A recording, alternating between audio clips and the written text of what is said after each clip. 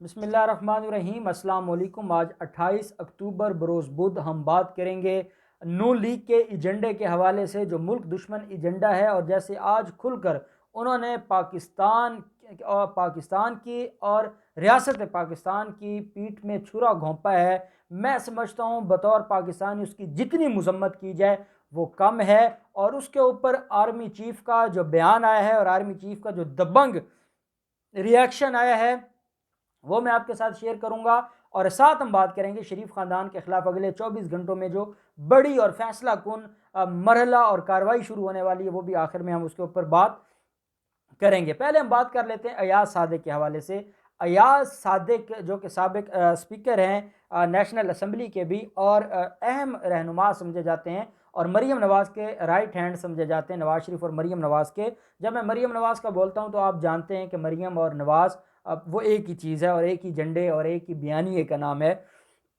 आज उन्होंने बात की और उन्होंने कलभूषण के मामले पे खुलकर बात की है और साथ उन्होंने अभिनंदन के बारे में जो बात की है वो इंतहाई दिल दुखाने वाली और दिल दहलाने वाली है। और उसके बाद जो इंडियन मीडिया का जो उसके ऊपर रिएक्शन है और जैसे वो खुशियां मना रहे हैं, शायद उनको जो फरवरी का जो वाक़या है जब उनके 2 तैयारे गिराए जाते हैं, उनका एक पायलट पाकिस्तान की कस्टडी में आ जाता है, उस दिन जो उनको शर्म आई थी और जो आज तक जो उनके पास कोई जवाब नहीं बन पा रहा था, अयाज सादिक ने उनको पाकिस्तान की असम्बली के फ्लोर पर खड़े होकर उनका जवाब उनको बना के दे दिया कि भाई आप तो जीते हुए हैं, आप तो जंग जीत गए थे, आप तो उस वक्त जो भी हुआ था आप तो वो कार्रवाई जीत गए थे। और मैं समझता हूं कि मैं तो बतौर पाकिस्तानी इन लोगों के ऊपर जो आज इन्होंने गुफ्तगू की है इंडिया के हक में और पाकिस्तान के खिलाफ, तो दिल करता है इनके ऊपर लानत भेजी जाए। ये इस हद तक पाकिस्तान की दुश्मनी में आ गए हैं कि इसके बाद पाकिस्तानी कह ही कुछ नहीं सकता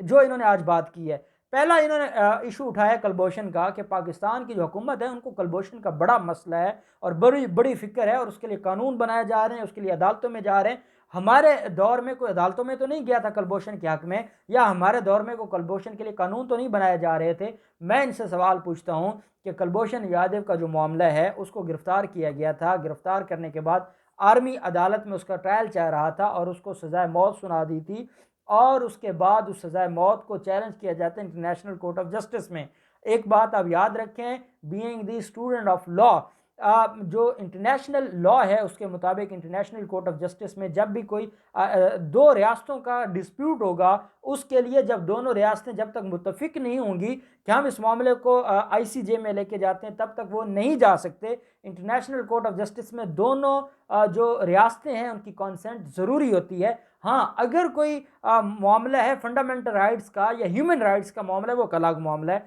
जब कोई दो ममालिक के दरमियान डिस्प्यूट होता है तो उसके ऊपर दोनों जो रियासतें उनकी कॉन्सेंट ज़रूरी होती है। अब यहाँ पे क्या होता है कि जो अयाज सादिक पाकिस्तान के बारे में तो बड़ी उनको ख्याल आ गया है, पाकिस्तान के खिलाफ बातें कह रहे हैं। मैं उनसे सवाल पूछता हूँ, मरी में नवाज शरीफ ने किसके साथ मुलाकात की थी? उस मुलाकात में जो कलभूषण का मामला है वो इंटरनेशनल कोर्ट ऑफ जस्टिस में किसने राजी किया हुए थे, कौन राजी हुआ था इस मामले को इंटरनेशनल कोर्ट ऑफ जस्टिस में ले जाने के लिए? और फिर वो मामला इंटरनेशनल कोर्ट ऑफ जस्टिस में गया, वो मुजरिम जिसके बारे में हमारी आर्मी अदालतों ने फैसला सुना दिया था, उसका मामला इंटरनेशनल कोर्ट ऑफ जस्टिस में गया और अल्लाह ने पाकिस्तान को इज्जत दी। और वो मामला हमारे जो साबका अटारनी जनरल हैं, क्योंकि वो तब मामला आया था जब नवाज शरीफ जा चुके थे और उस वक्त नवाज शरीफ की जो प्रेशर था वो ख़त्म हो गया था, उस मामले को इदारों ने अच्छे तरीके से वहाँ पर हैंडल किया और अल्लाह ने इज़्ज़त दी और वो मामला फिर वापस पाकिस्तान की अदालतों में आ गया। और पाकिस्तान की अदालतों को ये कहा गया और रियासत पाकिस्तान को कहा गया कि आप इसके ऊपर नज़रसानी करें और आप इसको देख लें।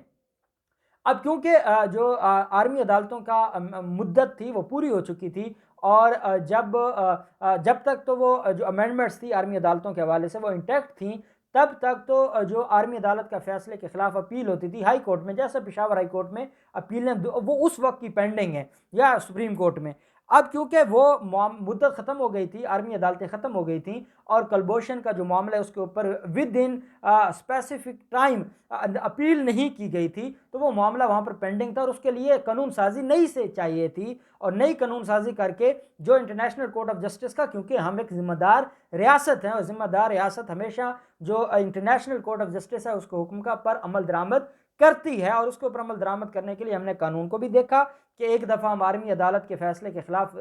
नज़रसानी करके देख लेते हैं, और वो भी हमारी अदालतों में होनी है और वो भी हमने उसको देखना है, लेकिन यह है कि फॉर्मेलिटी पूरी होनी चाहिए। और हमने इस्लामाबाद हाई कोर्ट में भी मामले को ले गए, और मामला इंडिया नहीं चाहता था कि हमारा मामला इस्लामाबाद हाई कोर्ट में जाए, या ये मामला वो चाहते थे कुलभूषण को ये ख़त्म कर दें, ताकि एक ही दिन हम रोना रो बैठें। ये जो हर रोज़ इस्लामाबाद हाई कोर्ट में मैटर जाता है या पाकिस्तान की तरफ से कोई ख़त लिखा जाता है और ये कहा जाता है कि कुलभूषण के मामले पे ये वकील नहीं मुकर्रर करना चाहते, तो हर दिन पूरी दुनिया ये देखती है कि कुलभूषण कोई जासूस था, वो गैर कानूनी तरीके से पाकिस्तान में मौजूद था, और उसके खिलाफ पाकिस्तान की अदालतों ने या आर्मी अदालतों ने कार्रवाई की। अब वो इससे डरे हुए हैं और ये चाहते हैं उनका एजेंडा, और ये नहीं चाहते थे कि कोई कानून साजी हो। ये जो हमारी PDM है, जिस तरीके से इन्होंने बलूचिस्तान की आज़ादी की बात की है, अफगान बाढ़ को ख़त्म करने की बात की है, उर्दू मुखालिफ बात की है, तो आप इनसे अंदाज़ा लगा सकते हैं कि ये कौन है और ये किसके एजेंडे पर काम कर रहे हैं। साथ उन्होंने ये कहा है अयाज सादिक ने कि जब अभिनंदन को अरेस्ट किया जाता है तो उसके बाद एक मीटिंग होती है, इमरान खान उस मीटिंग में नहीं आते, आर्मी चीफ आते हैं, शाह महमूद कुरैशी होते हैं। शाह महमूद कुरैशी की टांगें कांप रही थीं और वो ये कह रहे थे कि खुदा के लिए इस मुसीबत को अपने गले से उतार कर वापस भेजो, इंडिया रात 9 बजे तक हमला कर देगा। तो वो ये कह रहे हैं कि पाकिस्तान ने खौफ के मारे, डर की वजह से अभिनंदन को वापस किया। हालांकि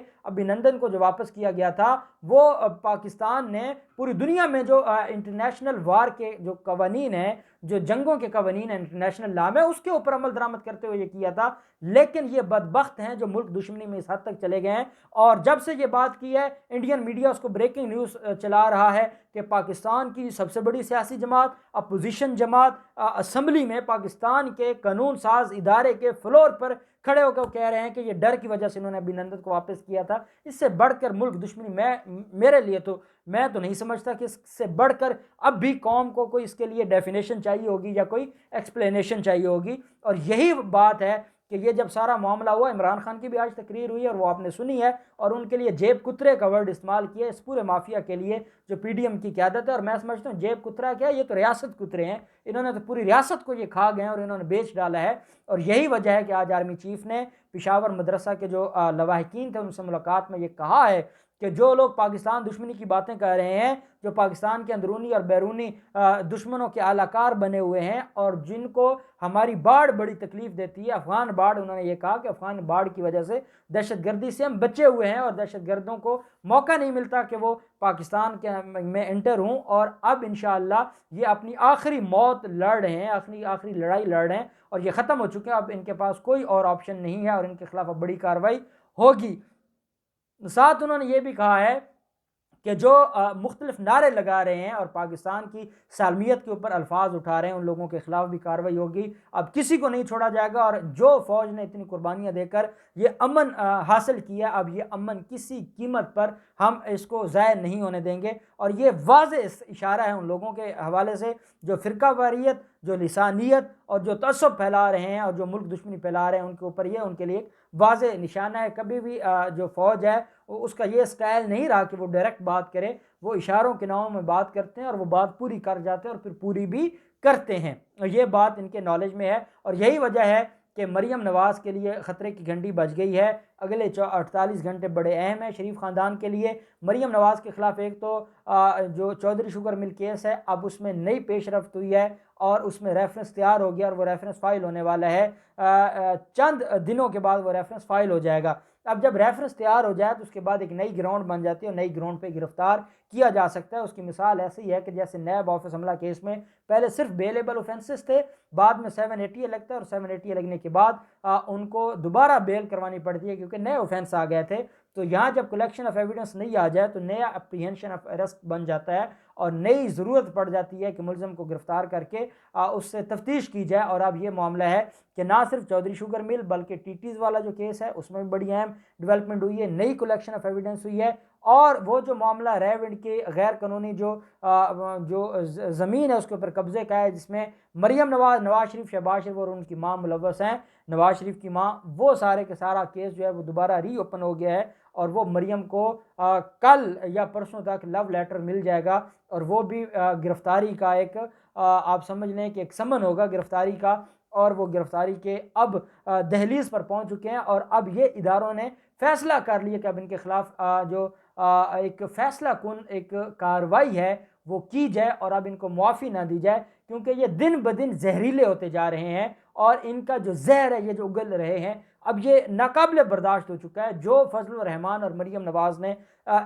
जो पेशावर धमाके के बाद जिस तरह की लैंग्वेज इस्तेमाल की है, जैसी वर्डिंग इस्तेमाल की है और जो उन्होंने एक सोच फैलाने की कोशिश की है, उसके बाद अब ना इनको इदारे माफ़ी देंगे, ना इनको हुकूमत माफ़ी देगी और ना पाकिस्तान की अवाम इनको माफ़ी देगी। ये इतने एक्सपोज हो चुके हैं कि अब इनकी जो अगली ज़िंदगी है वो जेल में गुजरेगी और अब इनको मज़ीद मौका या मज़ीद मुआफ़ी नहीं मिलेगी। अब देखते हैं कि अगले चंद जो दिन हैं या घंटे हैं, उनमें जो इनके ख़िलाफ़ जो ज़राए ये बताते हैं और ये वो मुस्तनद ज़राए हैं जो हमेशा सही बात करते हैं।